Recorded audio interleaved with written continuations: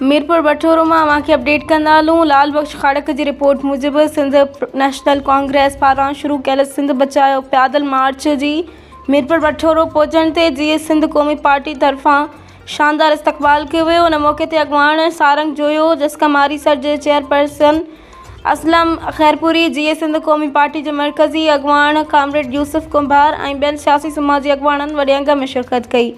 अॻवाननि मौजूदा सियासी ऐं आइनी सूरत हाल ते सख़्त रद्द अमल ॾींदे चयो त मुल्क में वधंदड़ गैर आइनी हालतूं, अदालती कमज़ोर निज़ाम ऐं मर्कज़ जी बालादस्ती सिंध समेत ॿियनि सूबनि लाइ शदीद ॻणती जो सबबु बणियल आहिनि।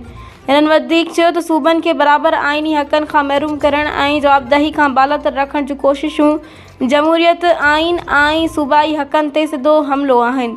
अॻवाननि जो चवणो त मार्च जो मक़सदु सिंधी हक़नि, पाणी वसीलनि ऐं ज़मीनुनि जे तहफ़ुज़ लाइ आवाज़ उथारणु आहे। पैदल मार्च मुख़्तलिफ़ शहरनि मां गुज़रंदो, खोरवा पहुचंदो, जिते मक़ामी माण्हुनि पारां शिरकत कंदड़नि जो भरपूर इस्तक़बाल कयो वेंदो।